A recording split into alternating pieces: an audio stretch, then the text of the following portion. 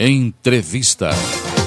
Começar uma construção, fazer uma reforma, não é tarefa fácil. Pesquisas mostram que uma obra mal planejada pode custar até 40% mais do que o valor orçado inicialmente. Uma troca de piso mal feita, uma parede erguida em lugar inadequado, são alguns dos erros que podem encarecer o valor final de uma obra. Quem resolve construir ou reformar por conta própria acaba desperdiçando muito material e gastando muito mais. Para melhor orientar o ouvinte CBN, nós convidamos para esta entrevista o arquiteto Oswaldo II. Arquiteto, quais os erros mais comuns quando se constrói ou se reforma uma residência, uma casa, um apartamento? Bom dia. Bom dia, Celso. O erro mais comum é o primeiro passo. É o planejamento inicial antes de se começar uma obra. A maioria das pessoas decidem reformar ou construir e pretendem iniciá-la já na próxima semana. E, na verdade, nós precisamos de, no mínimo, 60 a 90 dias para iniciar o projeto, discutir esse projeto arquitetônico com o cliente. Depois do projeto definido, começarmos o orçamento da obra, né, pesquisando os materiais, pesquisando a mão de obra e só então iniciar a obra propriamente dita, seja de reforma, seja uma casa ou um edifício. Porque a pessoa que não é do ramo, um leigo, ele não sabe comprar o material certo, talvez não saiba nem iniciar a reforma ou a construção. A construção, claro que não é impossível, né?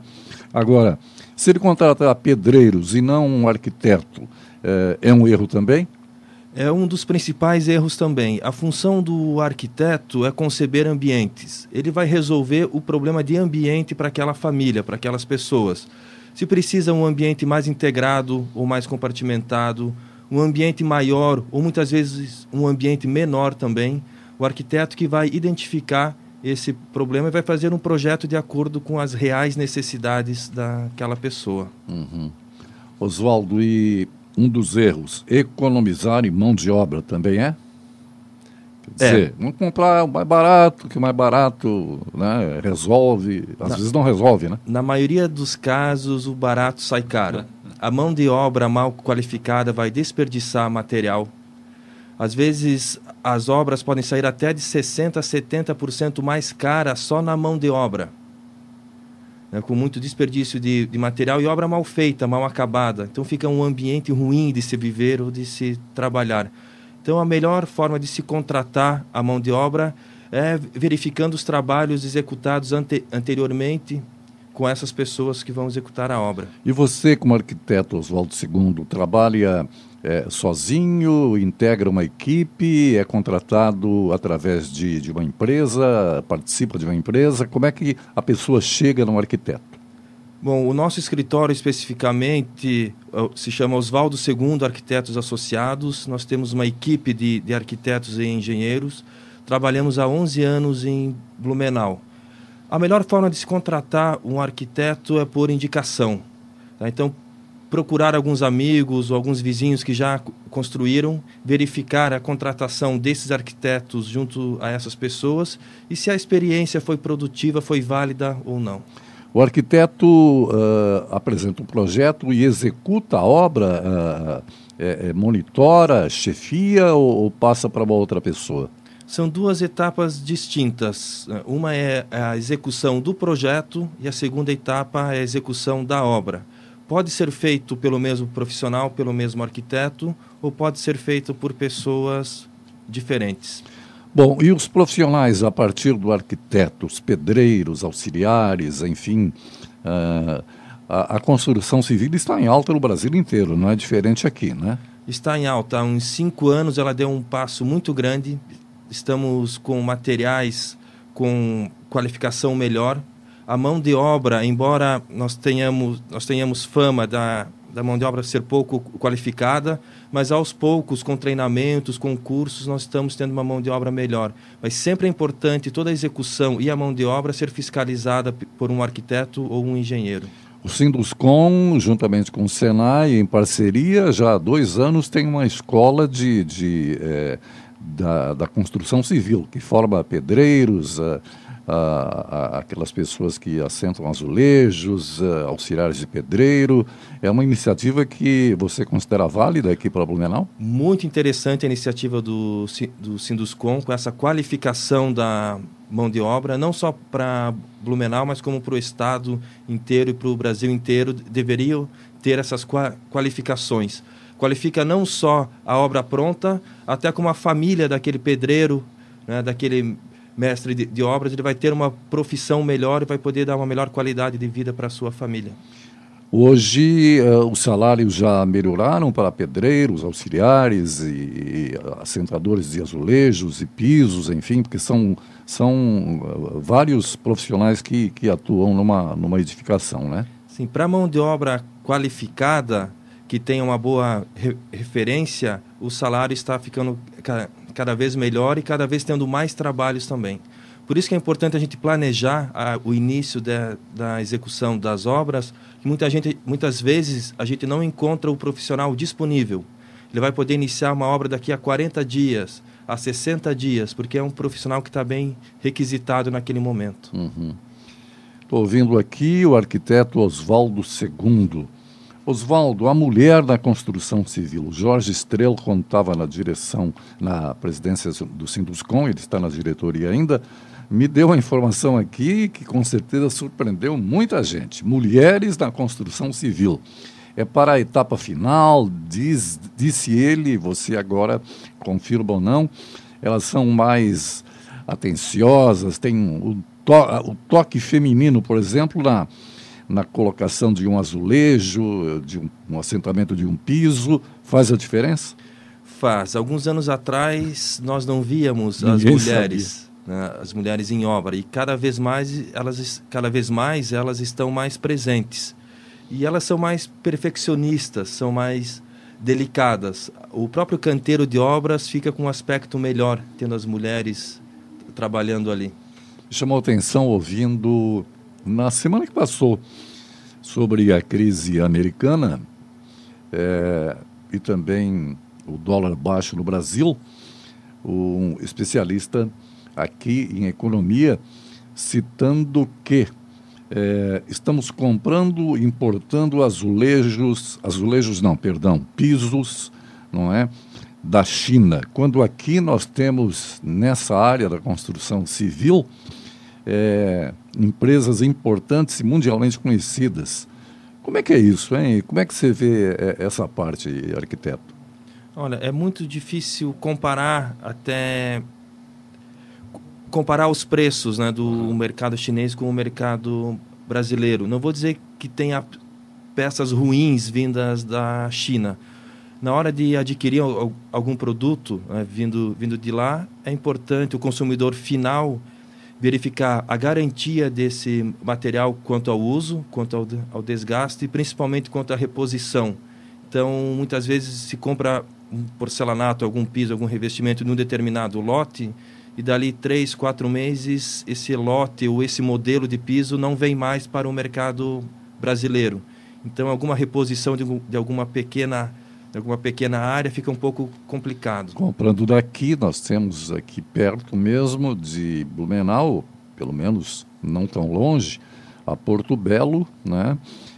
Temos as indústrias lá do sul do estado, a Secrisa sempre se destacou também, e aí nós temos então um material mais perto e de fácil reposição, seria isso? De fácil reposição com uma garantia um pouco melhor da qualidade. Oswaldo, e os preços, de um modo geral, dos materiais de construção estão mais ou menos seguindo os índices de inflação? Não estão muito mais caros? Como é que você vê essa parte? Os preços eles subiram um pouco, mas eu defendo a bandeira que material de construção, principalmente em acabamentos, não existe o caro e não existe o barato. Existe a melhor relação custo-benefício para aquela determinada obra. Aí que entra a importância de um bom profissional orientando as pessoas do que é melhor comprar. Nem sempre o mais barato é o melhor, mas nem sempre o mais caro é o melhor também. Oswaldo, numa construção e também numa reforma, legalmente é exigido que tenha um profissional de arquitetura, de engenharia e esteja fixada uma placa em frente à construção, na reforma também é assim?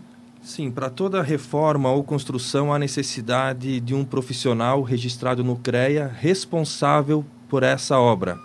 Existe o profissional responsável pelo projeto e existe o responsável pela execução da obra. Como nós comentamos ontem, pode ser o mesmo profissional ou podem ser profissionais diferentes. Essa responsabilidade ela se dá através de uma anotação de responsabilidade técnica perante ao CREA, uma ART, assinada pelo profissional e pelo cliente, que tem a função de contrato entre as partes também. E a partir dessa ART que é feita a fiscalização do CREA.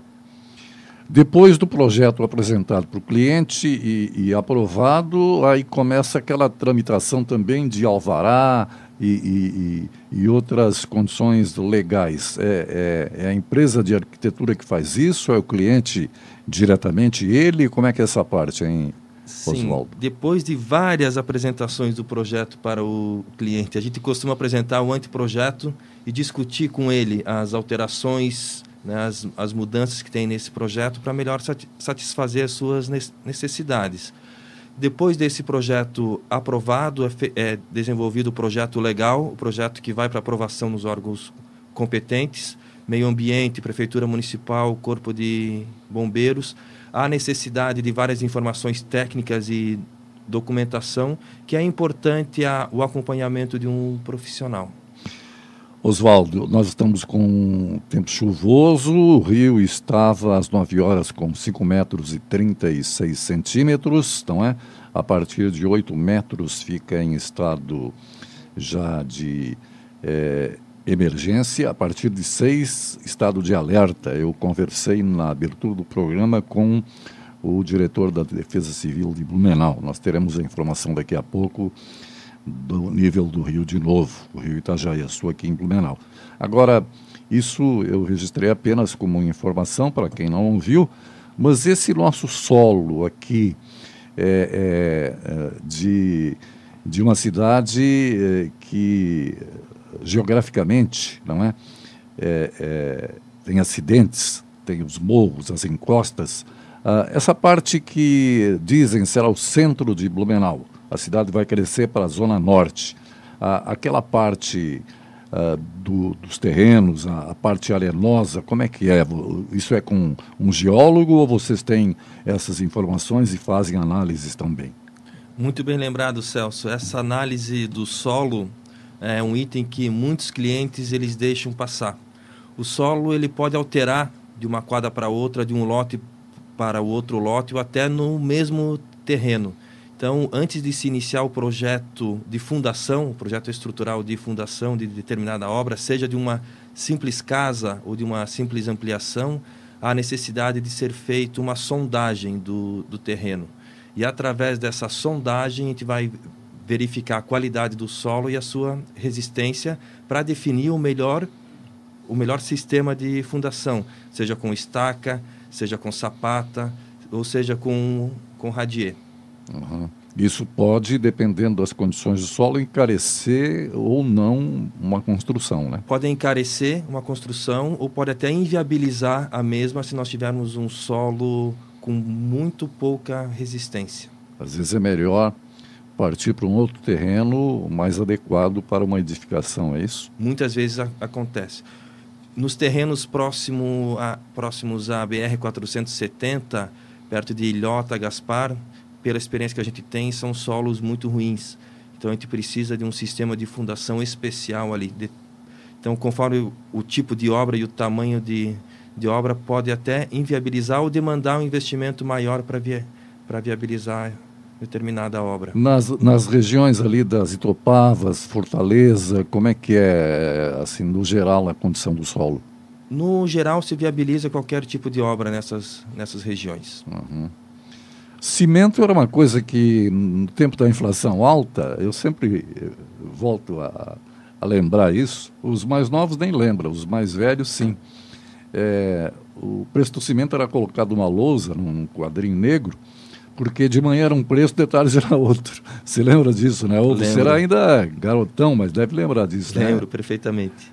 Hoje isso não acontece. O cimento ele subiu bastante, e o que a gente precisa se precaver é quanto à disposição de cimento no mercado. Então, falta cimento de vez em quando? De vez em quando há falta de fornecimento de cimento. E o cimento brasileiro é bom, de boa qualidade? É de ótima qualidade. Uhum. Bom, Oswaldo, para resumir e finalizar, sempre você falou é importante a consulta de profissionais para uma obra ou até para uma reforma, dependendo do grau da reforma, enfim. De qualquer maneira, a consulta é interessante em função de que o leigo não conhece nada daquilo que ele vai comprar, que precisa comprar, né? É um dos passos mais importantes a contratação de um profissional, que esse profissional se identifique com os clientes também. Não só para a execução da obra, compra de material e fiscalização da qualidade da mão de obra, mas para resolver a necessidade de ambiente da melhor forma possível, para não construir um ambiente errado, um ambiente com falta de circulação, um ambiente com falta de insolação ou ventilação. Um ambiente que saia muito caro, né, que a pessoa não possa construir também e que aquela obra gere um problema maior, né, do que ela tinha antes de iniciar aquela obra. Oswaldo, muito obrigado pela entrevista. Bom dia para você, ok? Eu agradeço a oportunidade. Obrigado, Celso. Eu vi aqui especialista em planejamento e também em construção, o arquiteto Oswaldo II.